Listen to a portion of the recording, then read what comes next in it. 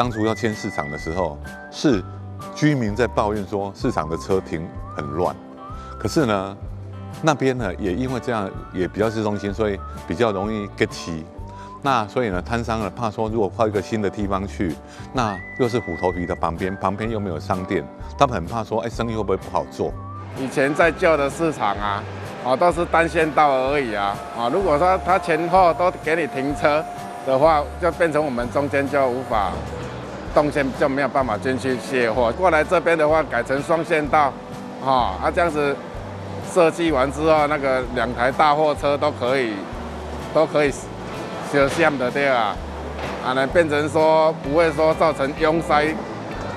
的状况，这样子客人来这边也比较安全。这个动线设计下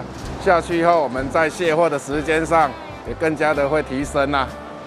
不会说以前可能卸一台货可能要1个小时，现在可能说这个动线设计完之后，可能变成说，我们就可能20分钟、30分钟就可以卸完了。如果卸不完的不足的状况，就可以马上说可以外面还有设计再让大货车在另外再卸货的地方。所以说这个是很好的，我觉得是很好的不错的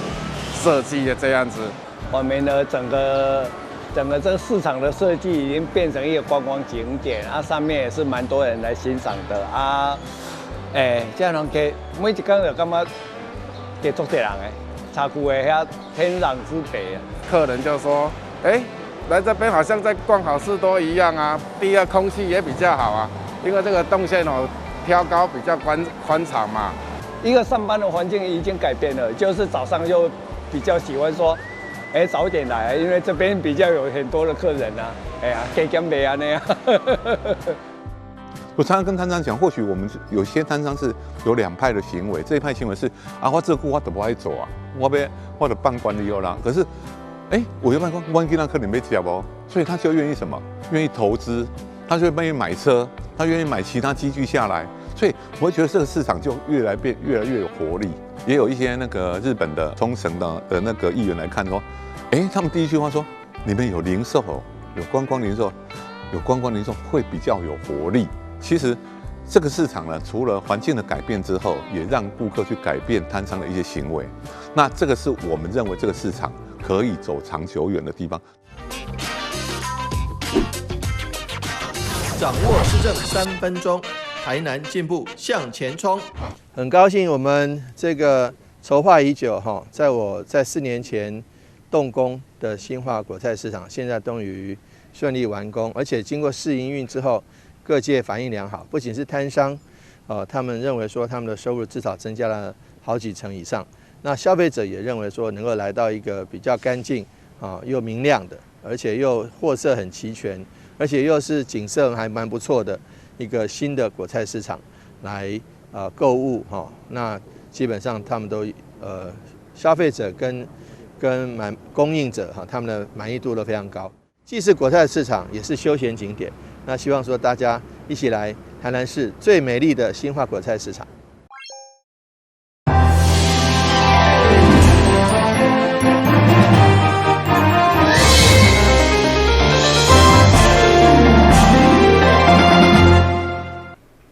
大家好，我是陈碧纯，欢迎收看4月6号礼拜4的中嘉台南地方新闻。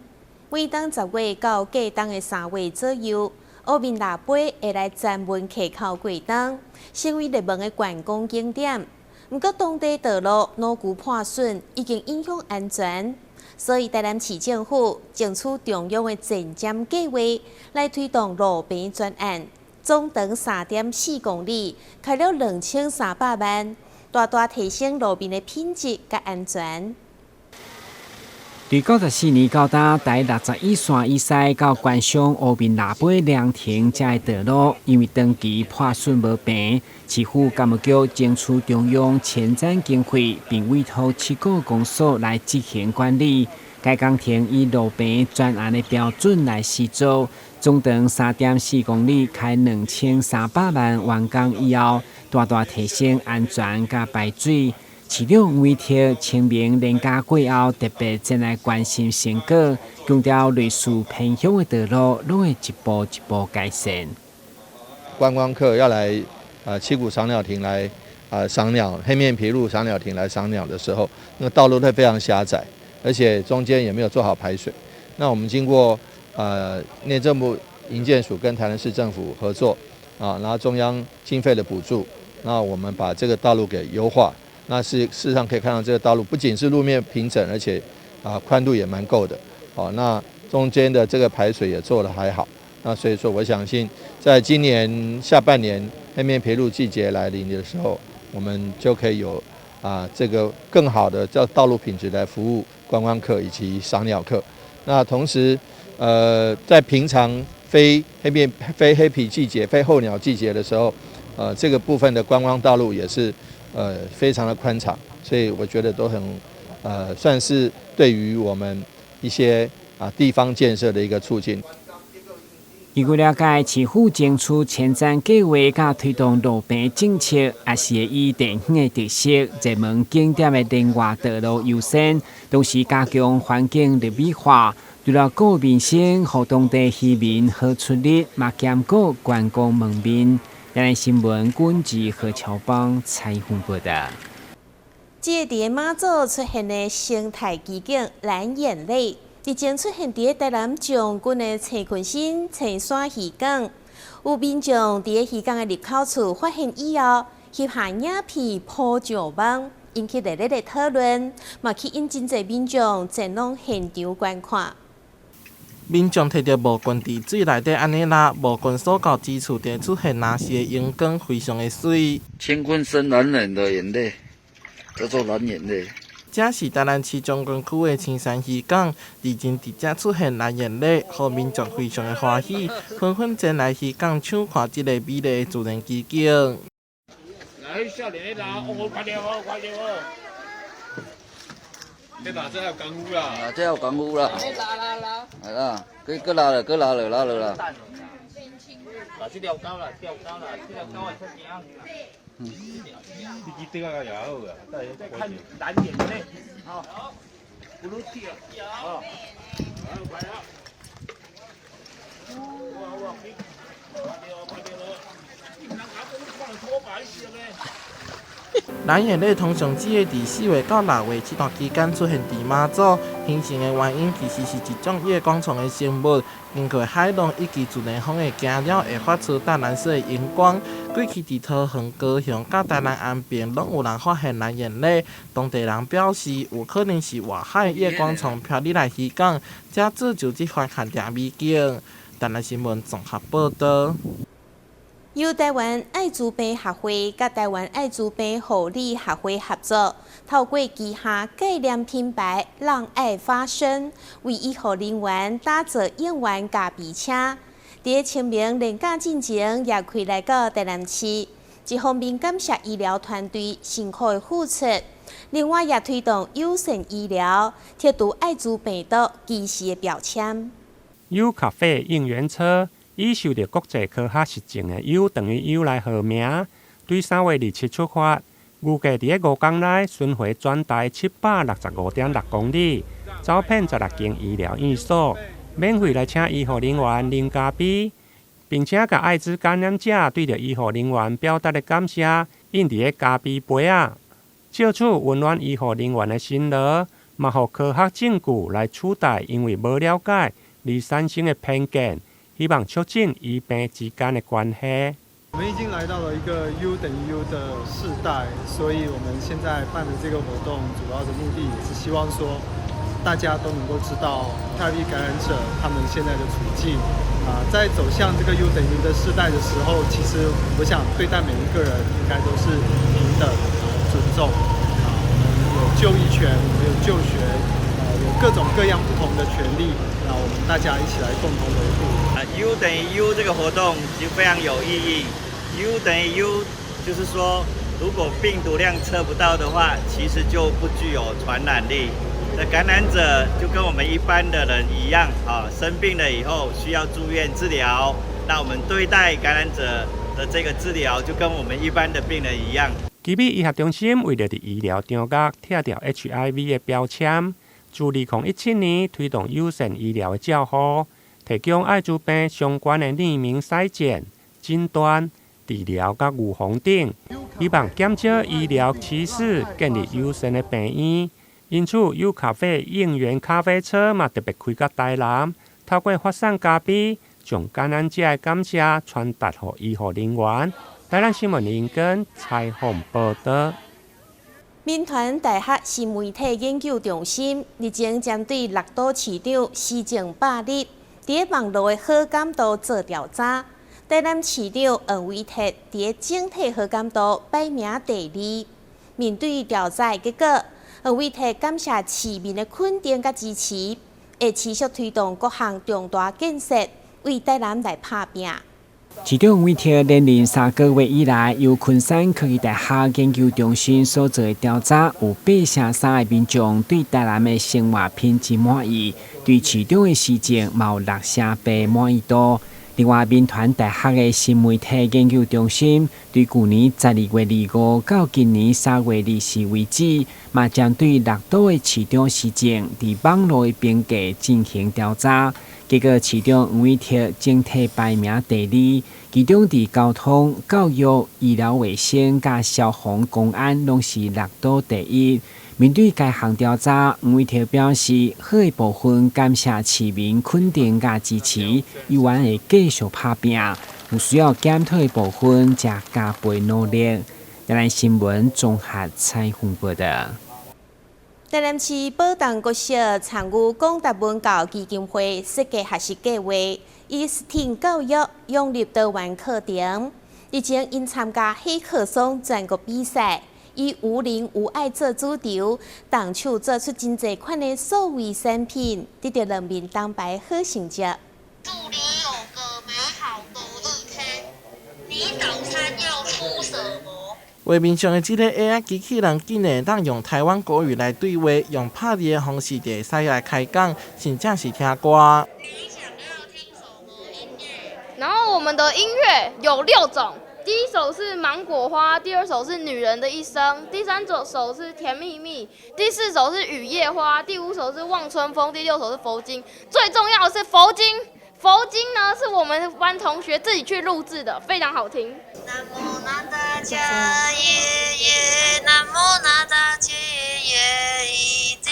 耶，阿摩萨萨婆耶。这是台南市保东国小学生结合数位科技所做出来的作品，而且不但有 AI 机器人，还佫有运用 VR 结合家己所翕的360度家中全景图，另外还佫运用 Arduino 制作出更近黑胶唱片机。甚至是其他有机，接触训练灵活度，达到抵触运动的效果。孩子们透过自己的创意发想，了解生活当中长者所会遇到的一个问题，透过他们所学会的运算思维，还有包括我们城市设计的能力，再加上我们现在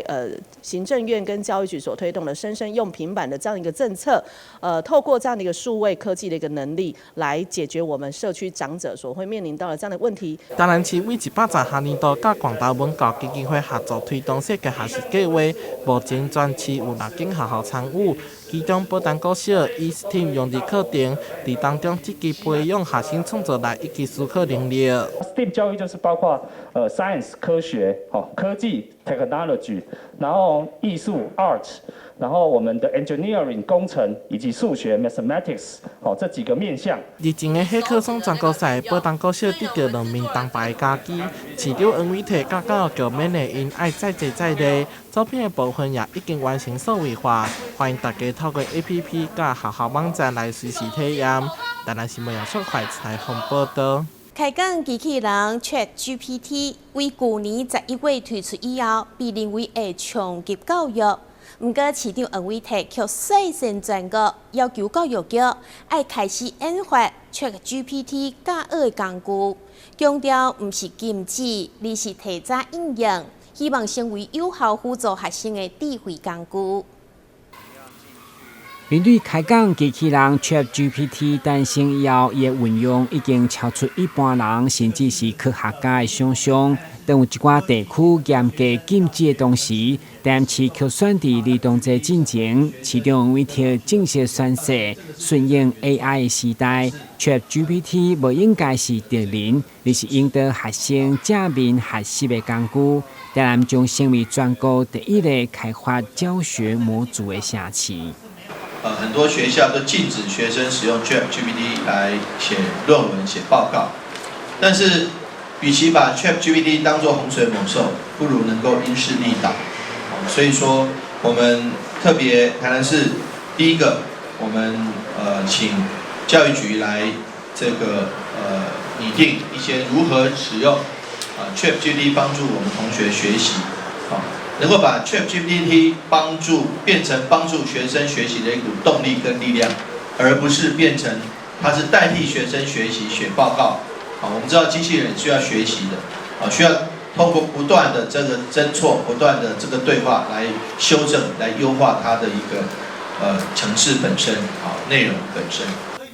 市长宣誓以后，教育局嘛具体表示，未来台南将持续透过资讯中心等单位，以及选定几间重点学校来共同研发，将 ChatGPT 或者是其他大型语言模型工具，来引导师生写作、英文、戏剧创作等等的练习，借此加强学生自主学习的效果，甚至提升囡仔思考判断的能力。台南新闻顾问及何乔邦采访报道。由台南市爱乐协会、甲利育资深文教基金会共同主办的无懈可击资深音乐会，4月8号将伫台南市立文化中心演艺厅举行，邀请世界级的演奏家简又廷、甲简又任双生兄弟仔所组成的双主二重奏打击乐团担任演出。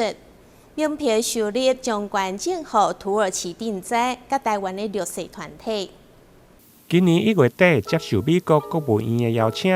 伫美国各主要城市巡回演出的双子二重奏简又廷甲简又任双生兄弟，因为大受好评，俨然成为世界级的演艺团体。即届受到台南市爱乐协会、甲利育资深文教基金会等一个单位邀请，4月8号。将伫台南文化中心来演出。这两个演奏家他们是双胞胎的兄弟，他们的默契非常好，所以他们整场的演出呢，这个都可以说非常默契非常好，而且非常的让大家惊艳。因为打击乐器的话，通常都是敲敲打打，有木琴啊、大鼓、小鼓什么的他们的乐器有一卡车，几卡车那只有2个人的演出，但是他们的乐器有一卡车。他们2个兄弟呢，从小时候呢，因为他父亲是在宜兰开铁工厂，小时候他们在家里在工厂里面敲敲打打，他父亲就说，那你们2个兄弟喜欢敲敲打打，就去学打击乐，然后把他送到朱宗庆那边去学。朱宗庆大家都知道嘛，就以前是台北艺术大学的校长，他的那个打击乐是全国最有名的所以他到那边去学了打击乐之后。然后长大之后，在那个台北艺术大学毕业之后，然后又到丹麦，全世界最好的一个打击的音乐学院——丹麦音乐学院去学打击乐，然后在那边拿到博士学位。后来在欧洲，也拿到2个世界冠军的那个打击乐的那个表演很厉害。无懈可击慈善的音乐会还有邀请这个双子二重奏打击乐团担任演出这个是有咱读过咱罗理事长所介绍到的这个乐团这个票房的收入结余也将捐给土耳其这次这个赈灾的一个部分协助其重建家园。议员李克伟表示，因为7年前台南的大地震，台南市爱乐协会甲溪头知名饭店创办人李丽玉共同发起为台南祈福的音乐会。这届音乐会收入嘛将捐赠予土耳其来赈灾，甲台南一寡绿色团体，同时嘛将部分的票券分送予绿色团体甲各级学校教音乐的学生，希望将爱甲音乐来传承延续。台南新闻林根采访报道。随着人口老化，有愈来愈多原本无被注意到的吞物件困难、食物件容易粿到等等，原因有可能是声门闭合不全，或者是还咽肌功能不全。除了药物甲复健治疗以外，嘛会当用手术、用填充或者是肉毒注射来减轻症状。声带病院耳鼻喉部的主治医师蔡淑维表示，根据统计，60岁以上，无包括中风加癌症的朋友，顺声门闭合不全大约有2成。而同款年纪的族群，上消化道运动功能异常，盛行率嘛将近15%，其中一半是还咽肌功能不全。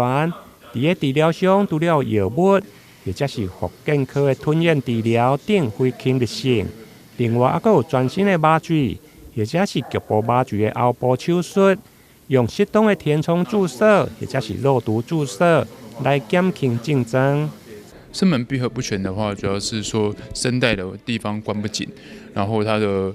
声带的地方就会水漏到气管里面去，会呛咳。那还咽肌闭锁不全的话，就是食道入口声带的后面的话，那边钻得太紧了，所以水就流不下去，食物下不去，导致会梗在喉咙里面。那通常的话，我们会先由非侵入性的方式去治疗，比如说声带有发炎，或是食道入口有发炎，先处理这个地方，让它不发炎，可能就会少掉大概1/4到1/5的病人，药物治疗就好了。然后如果还是有点不太好的话，会进行吞咽的治疗，比如说让语言治疗师或复健科医师去做一些语言复健或是吞咽的复健。那可能经过3到4个月主要的处理的话，会再好一些。那如果真的都不行的话，经过药物治疗跟复健跟训练的手法的话都不行的话，可能就要进行手术。那注射型的手术在中间占一个很大的地方，是因为老人家跟一些癌症复原后的病人，他们对于做全身麻醉的型的手术或开放型的手术有很大的困难或是疑虑，那所以就用肉毒杆菌素或是玻尿酸来注射，可以让这群病人好好的治疗。那治疗完的话，可能有效果也蛮不错的。那如果当然注射型手术不够好的话，那可能要开放型手术，比如说雷射把还咽肌切开，或是用那个细胶块植入，让那个声带闭不紧的地方有闭紧一点的情形。医师表示，因为吞咽困难，或者是食物件容易粿到、呛咳，甲长期的咳嗽，或者是反复吸入性的肺炎，拢是身体的警讯，就应该就医看诊，或者是做吞咽的内视镜，避免发生吞咽的相关呼吸道的感染。台南新闻林根采访报道。感谢你收看4月6号的中嘉台南地方新闻，我是陈碧泉，咱再会。